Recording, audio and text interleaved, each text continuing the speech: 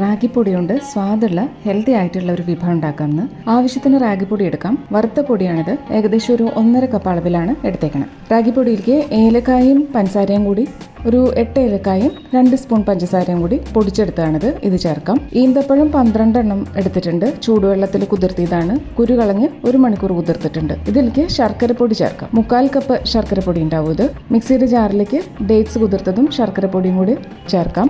ശർക്കര അച്ചാണെങ്കിൽ പാനി കാച്ചിയിട്ട് തണുക്കുമ്പോൾ ഡേറ്റ്സിൻ്റെ ഒപ്പം ചേർക്കാം. ഇനി മിക്സിയിൽ അടിച്ചെടുത്ത ഈന്തപ്പഴവും ശർക്കരയും കൂടിയുള്ള മിക്സ് കുറേശ്ശെയായിട്ട് ഈ മാവിലേക്ക് ചേർത്ത് ഇളക്കാം.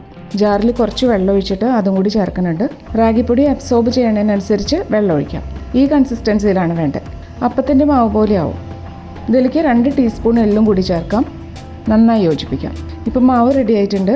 ഇഡ്ഡലി തട്ടിൽ ഒരു തുള്ളി എണ്ണ പുരട്ടി വെച്ചിട്ടുണ്ട്. ഇനി മാവ് ഒഴിക്കാം. റാഗിക്ക് വേവുള്ളതുകൊണ്ട് ഒരു 15 മിനിറ്റ് നേരം ആവി കയറ്റേണ്ടി വരും. ഇനി വറുത്ത കപ്പലണ്ടി മുകളിൽ വെതറാം. കാഷ്യൂ നട്ട്സോ ബദാമോ എന്താ ഇഷ്ടമെന്ന് വെച്ചാൽ ചേർക്കാം. 2 തട്ടിലേക്കുള്ള മാവുണ്ടാവും നമ്മൾ ഈ പറഞ്ഞ കണക്കിനെടുക്കുമ്പോൾ.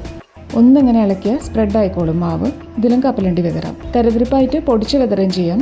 വെള്ളം ഏകദേശം തിള വന്നു തുടങ്ങി. റാഗിയപ്പം ആവി കയറ്റാൻ വേണ്ടി വെക്കാം. 15 മിനിറ്റായി.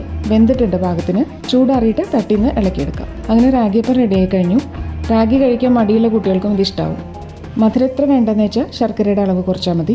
പുറത്തുനിന്ന് സ്വീറ്റ്സ് വാങ്ങി കഴിക്കുന്നേക്കാളും ആരോഗ്യത്തിന് നല്ലത് ഇങ്ങനെ വീട്ടിലുണ്ടാക്കി കഴിക്കുമ്പോഴാണ്. കുട്ടികൾക്ക് വേണ്ടിയാണ് ഉണ്ടാക്കണമെന്ന് വെച്ചാൽ മാവിൽ ഇത്തിരി നെയ്യും കൂടി ചേർക്കാം.